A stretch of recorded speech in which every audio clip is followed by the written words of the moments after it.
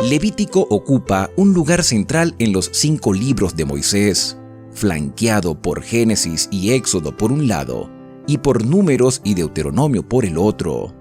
Así como el santuario era el centro del culto de Israel, también el libro de Levítico contiene el meollo de la instrucción dada respecto de aquel culto. Es el Evangelio en embrión. Con él puede comprenderse mejor el Nuevo Testamento.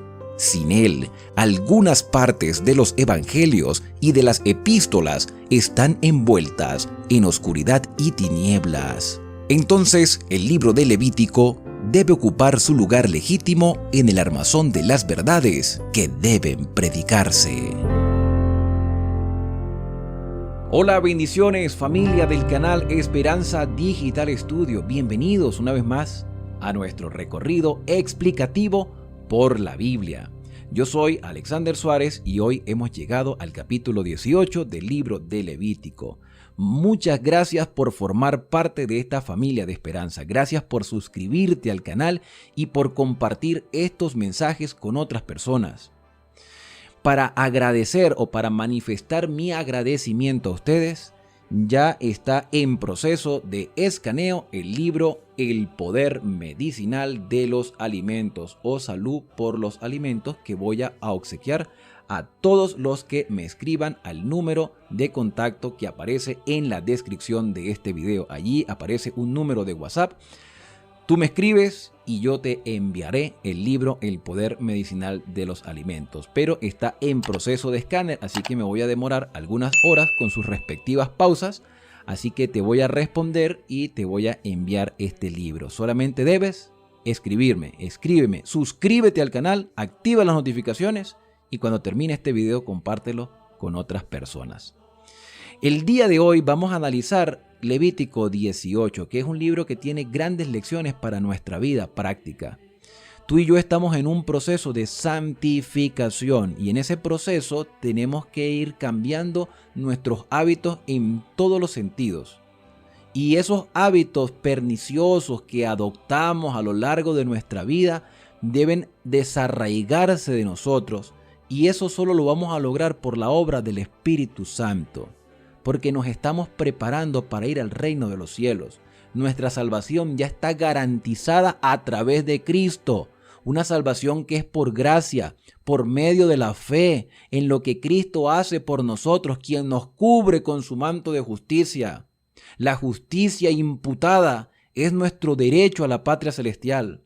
La justicia impartida o santificación es nuestra idoneidad para formar parte de la familia celestial.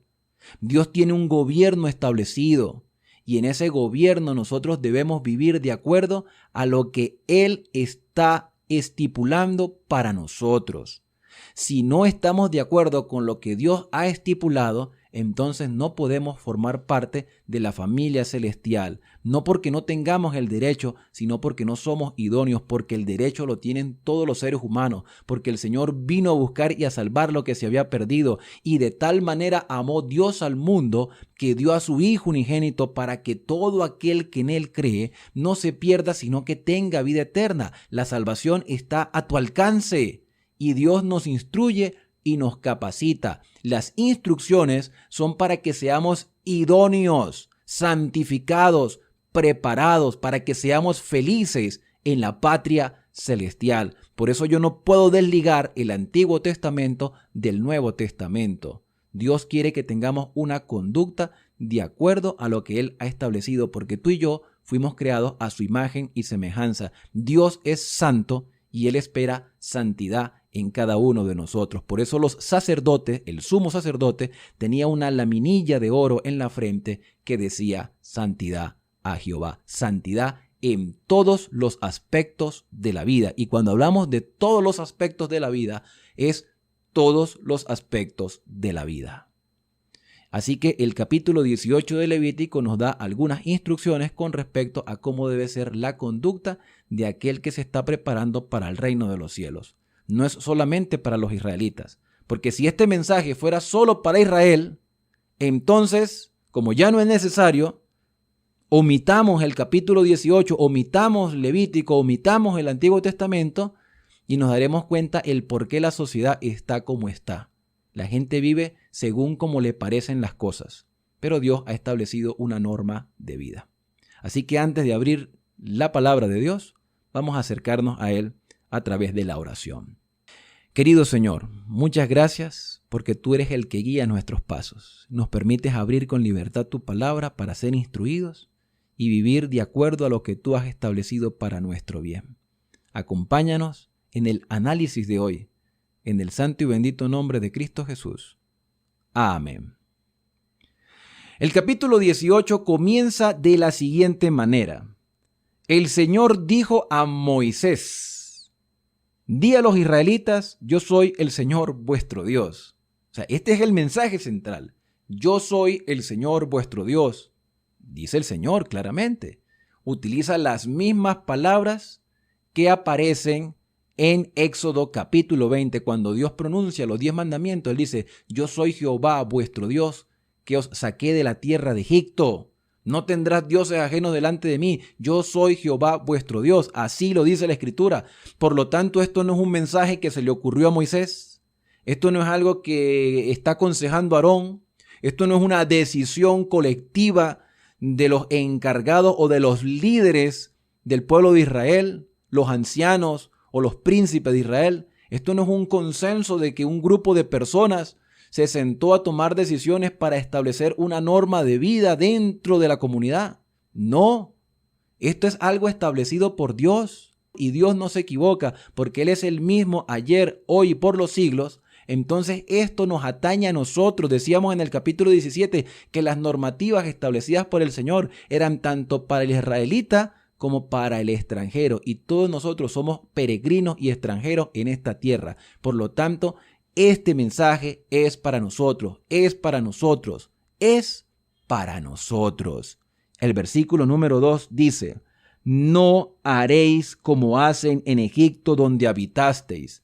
No practiquéis las cosas que se hacían en Egipto. Desaprende todo lo que viste y contemplaste en Egipto. Ni como hacen en Canaán, donde os llevo, no andéis según sus leyes. Entonces en Canaán y en Egipto había leyes que debían respetarse, leyes que estaban establecidas según las convicciones de los cananeos y de los egipcios. Los egipcios eran idólatras, pero tenían leyes de adoración.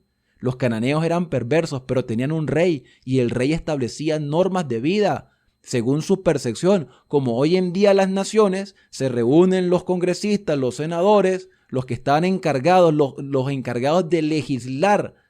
Los gobiernos establecen las leyes y las cambian, porque las leyes existen para tener un orden, pero las leyes humanas son imperfectas y aún así hay que obedecer la mayoría de ellas, siempre y cuando no vayan en contra con los principios establecidos por Dios. Veamos, por ejemplo, la ley de tránsito. La ley de tránsito es indispensable para evitar accidentes, para evitar peligros, para que se hagan correcciones en caso de que una persona esté violando algún tipo de normativa. Y hoy esas leyes siguen siendo valiosas. Entonces, si yo violo una ley de tránsito, ¿qué excusa voy a poner? No, es que no estoy bajo la ley, sino bajo la gracia. Lo más seguro es que te van a decir que eres una desgracia. ¿Cómo tú vas a alegar si es algo que está establecido? Las leyes humanas cambian y son imperfectas. Existen leyes que apoyan el aborto, que apoyan los matrimonios homosexuales. Son leyes establecidas. Y aunque nosotros los cristianos estamos en contra de esas leyes, no podemos hacer nada porque están ya establecidas. Y se nos puede tildar incluso de delincuentes, de criminales, si no respetamos esas normativas. Y aunque estamos en total desacuerdo, allí están las normas. ¿Qué podemos hacer? Ahora, lo que Dios establece siempre es lo mejor para nosotros. Y si Él establece lo mejor, es necesario que prestemos atención a lo que Él dice. Dice el versículo número 4: mis preceptos pondréis por obra, y mis normas guardaréis. Andando según ellos, yo soy el Señor. Nuevamente repite: Yo soy el Señor, yo establezco normas, establezco mandamientos, anda según ellos. Versículo 5, por eso debes cumplir mis normas y preceptos que dan vida al que los obedece. Yo soy el Señor. Lo que Dios establece es perfecto, a diferencia de las leyes humanas, que estamos obligados a obedecerlas, aunque estemos en desacuerdo, estamos obligados a prestarle atención, cuanto más a lo que Dios ha establecido. Parece ser que le tenemos más respeto, más temor a las leyes humanas que a las leyes divinas.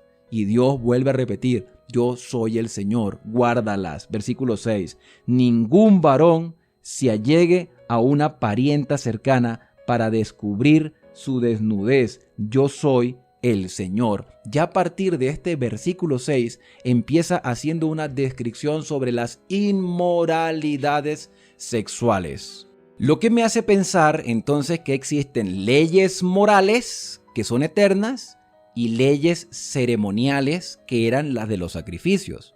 Esto me está entonces llevando a reflexionar sobre qué es lo que el apóstol Pablo escribía en sus cartas cuando decía no estamos bajo la ley sino bajo la gracia, y que no estamos sujetos a los sacrificios que se hacían en el santuario. Porque había leyes morales, que es lo que Dios está describiendo aquí, y leyes ceremoniales, que es lo que ya hemos ido estudiando, que eran símbolo de las cosas que habrían de venir. Y estas leyes morales tenían que ver con la sexualidad principalmente. Hay otras cosas, pero también sobre la sexualidad. Porque se empieza a describir la expresión no veas la desnudez de tu padre, no veas la desnudez de tu madre, no veas la desnudez de tu hermana o de tu hermano o de tu tío o de la mujer de tu padre. Es decir, con los parientes cercanos no descubras la desnudez. ¿Qué significa la expresión descubrir la desnudez? En capítulos anteriores hemos hablado de los eufemismos, que son expresiones que intentan suavizar el mensaje para que no suene ofensivo a quien lo escucha. Por ejemplo, en vez de decir Adán y Eva tuvieron relaciones sexuales y de esa relación sexual nació Caín y después nació Abel y tuvieron más hijos e hijas, la Biblia utiliza la expresión Adán conoció a su esposa. Conocer tiene que ver con la intimidad sexual.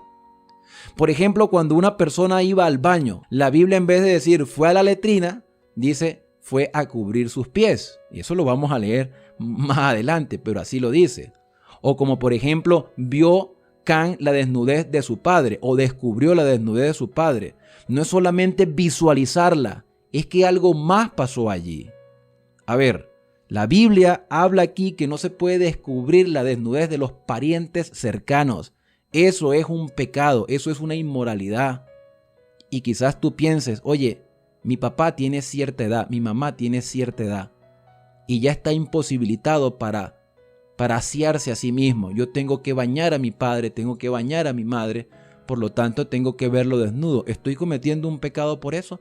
No. Lo que la Biblia quiere decir con descubrir la desnudez es tener la intención de visualizar la desnudez de nuestro familiar con un espíritu de morbosidad. Aquí hay morbo, aquí hay ociosidad. Y eso es lo que el Señor no quería en el pueblo de Israel. Podríamos decir entonces que aquí se describe el ideal de Dios en contra de la inmoralidad y por supuesto se ve en todo detalle que las personas están inclinadas hacia el mal por su naturaleza pecaminosa y necesitan una transformación de la mente. Pudiéramos decir entonces que el capítulo 18 habla en contra de la pornografía intencional. Cuando hablamos de intencional es que realmente deseo verla y me deleito en verla. Y como me deleito en verla, entonces yo no sé diferenciar entre lo santo y lo profano. Y entonces como estoy ocioso y quiero seguir descubriendo cosas con una intención de satisfacer un deseo visual de contemplar. Eso es lo que quiere decir allí el texto con no descubrir la desnudez, que fue lo que hizo Can con su padre. Can vio la desnudez de su padre y en vez de cubrirlo como hicieron sus hermanos, entonces lo dejó allí abandonado, desnudo, no respetó. En otras palabras, el capítulo 18 habla del respeto. del respeto a nuestra familia, del respeto a nuestro semejante, para no caer en inmoralidad. Claramente nosotros tenemos una inclinación hacia el mal, por eso necesitamos un proceso de santificación. Y eso se describe hasta los versículos 17. Versículo número 18. No tomarás por esposa a la hermana de tu esposa, haciéndola su rival y descubriendo su desnudez mientras viva la primera, o sea, la cuñada. Recuerden ustedes que se esperaba que fuera el padre de la novia quien diese la bendición, más que un sacerdote, más que un pastor.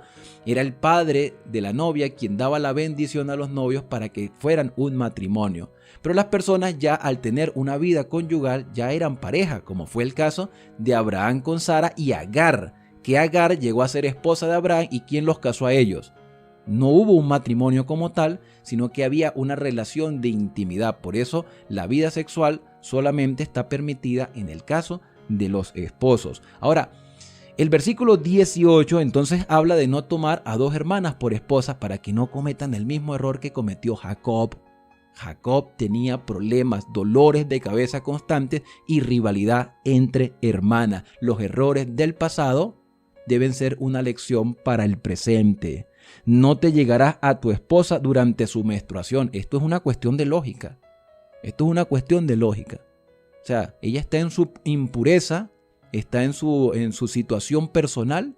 Entonces el hombre que no la considera quiere tener vida sexual porque le da morbo, está ocioso. Ese es el problema real.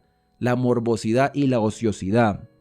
Versículo 20. Además, no tendrás acto carnal con la esposa de tu prójimo, contaminándote con ella. ¿Cómo se llama eso? Adulterio, violación del séptimo mandamiento. Entonces aquí hay una ley moral clara.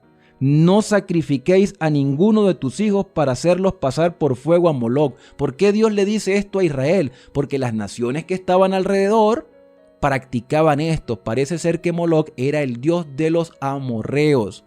Y estas personas agarraban a sus niños y los sacrificaban al fuego para venerar al dios Moloc. Israel no podía caer en esas prácticas, así como tú y yo no podemos caer en las prácticas comunes de la sociedad.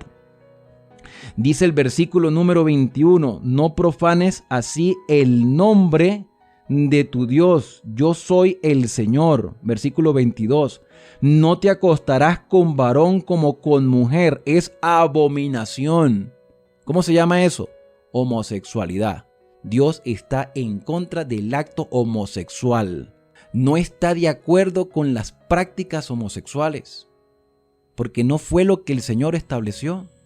La homosexualidad, más que ser una condición de la persona, es que yo nací homosexual, es un gusto que ha ido desarrollando. Ese gusto también está influenciado por lo que vemos, por lo que contemplamos, porque el ser humano quiere experimentar cosas, porque su mente anda en otro asunto. Entonces la homosexualidad es una abominación, dice el texto. Entonces, ¿odia a Dios a los homosexuales? Dios ama a todos los seres humanos. Lo que Dios aborrece es la conducta, el deseo sexual depravado. Eso es lo que Dios aborrece. La homosexualidad es un gusto, como hay personas que les gusta ciertos tipos de comida y quieren satisfacer el gusto de su paladar. Así pasa con la homosexualidad. Es un gusto pervertido que se vuelve un hábito constante y un estilo de vida. Dice el versículo 23, ni con animal tendrás ayuntamiento amancillándote con él, ni mujer alguna se pondrá delante de animal para ayuntarse con él. Es perversión. ¿Cómo se llama eso? Zoofilia. Y esa práctica la tienen muchas personas. Parece ser que no es nada nuevo. Se ha estado viendo a lo largo de la historia. Y de repente las personas no lo hacen en público, pero en su vida privada hacen perversidad, están ociosos. No os contaminéis con ninguna de estas prácticas, porque en todas ellas se han corrompido las naciones que he hecho ante vosotros. Dios le advierte a Israel que no practique lo que hacen los demás. Y el país se contaminó, por eso castigué su maldad. Y el país vomitó a sus habitantes. Vomitar es una expresión muy grotesca. El vómito se produce cuando el cuerpo reacciona ante algo que perjudica el organismo y el cuerpo naturalmente lo expulsa, lo desecha, no lo soporta, no lo tolera. Esto me hace recordar el mensaje a la iglesia de la Odisea. El Señor dice que vomitará de su boca aquel que es tibio, aquel que no se calienta con el fuego del Espíritu Santo, pero tampoco se declara que está de parte del mal, sino que está entre dos aguas, está en confusión. Cree en Dios, pero no quiere hacer su voluntad, y el Señor lo vomita de su boca. Dice el versículo 26, guardad pues vosotros mis preceptos y mis normas, y no hagáis ninguna de estas abominaciones, ni el natural, o sea, el israelita, ni el extranjero que viva entre vosotros. Porque todas estas abominaciones hicieron los hombres que os precedieron en este país, y el país quedó contaminado. No sea que la tierra os vomite por haberla contaminado como vomitó a las naciones que os precedieron. El que haga alguna de estas abominaciones será cortado de entre el pueblo. Guardad pues mis órdenes, dice el Señor. No sigáis las costumbres abominables que se practican ante vosotros. No os contaminéis con ella. Yo soy el Señor vuestro Dios. Así como empieza el capítulo 18, así termina diciendo, yo soy el Señor. Dios ha dado una instrucción. No quiere perversidad, no quiere ociosidad, no quiere que estemos nosotros satisfaciendo los placeres nada más. Cuando tú te inclinas por tus propios placeres, tú vas a querer más. Nunca te vas a saciar, siempre vas a buscar nuevas prácticas cada vez más perversas, y eso es lo que nos ha llevado a tener una sociedad corrompida, una sociedad totalmente inmoral, y los daños se pueden ver constantemente. Y bien, hasta aquí hemos llegado con este capítulo 18. Sin embargo, yo no quiero terminar el video sin antes mencionar un texto del Nuevo Testamento que está en la primera carta a los Corintios, que por cierto la ciudad de Corintios era una ciudad bien perversa con respecto a las situaciones morales y sexuales. El apóstol Pablo a la iglesia que está en Corintio, que está en proceso de santificación, le dice las siguientes palabras. Capítulo 6 de Primera de Corintios. El Señor dice a través de su siervo Pablo, alguien dirá, versículo 12, Primera de Corintios 6:12. Alguien dirá, todo me es permitido, pero no todo me conviene. Todo me es permitido, pero no me dejaré dominar por nada. Qué interesante. Tú y yo somos libres de hacer lo que queramos. Si tú quieres vivir una vida perversa, si tú quieres vivir en inmoralidad, si tú quieres contemplar pornografía, si tú quieres ayuntarte con animales, si tú quieres hacer cualquier tipo de perversión, esa es tu decisión. Dios te da la oportunidad de ser diferente. Y si tú has adoptado el cristianismo, porque creo que lo has hecho, si no, no estuvieras aquí dedicado a estudiar la palabra del Señor, pero estás en tu lucha, el apóstol Pablo dice, todo me es permitido, pero no todo me conviene. Yo no me voy a dejar dominar por nada. La comida es para el estómago y el estómago para la comida, pero Dios destruirá los dos. El cuerpo no es para la inmoralidad sexual, dice el apóstol Pablo, sino para el Señor y el Señor para el cuerpo. Y tú te dirás, pero a veces soy débil, ¿cómo hago? Me siento indigno delante de la presencia del Señor. Te tengo un versículo más allí en 1 Corintios capítulo 10 versículo 13. No os ha sobrevenido ninguna tentación sino humana, porque Dios es fiel y no os dejará ser tentados más de lo que podáis resistir. Antes, junto con la tentación, dará también la salida para que podáis soportar. Mi querido amigo y amiga de esperanza, es posible que tengas tú una lucha muy grande. Algo que has ido cultivando durante muchos años, que sabes que está mal, que sabes que es inadecuado, que sabes que es inmoral, y lo haces encerrado en tu casa donde nadie te ve. Te daría vergüenza que alguien se entere lo que hay en tu mente o lo que haces en secreto. Pero quiero decirte una cosa, si tú has llegado hasta esta altura, a este video, es porque tú quieres cambiar tu vida y el Señor es tu fortaleza. Todos somos tentados, pero no necesitamos ser vencidos, porque todo lo puedo en Cristo que me fortalece. Te voy a repetir una vez más, 1 Corintios 10:13. No os ha sobrevenido ninguna tentación sino humana, pero Dios es fiel y no os dejará ser tentados más de lo que podáis resistir. Antes, junto con la tentación, os dará también la salida para que podáis soportar. Tú no estás obligado a pecar. Si tú crees que tienes alguna tendencia homosexual, tú no estás obligado a ser homosexual. Puedes doblegar ese gusto.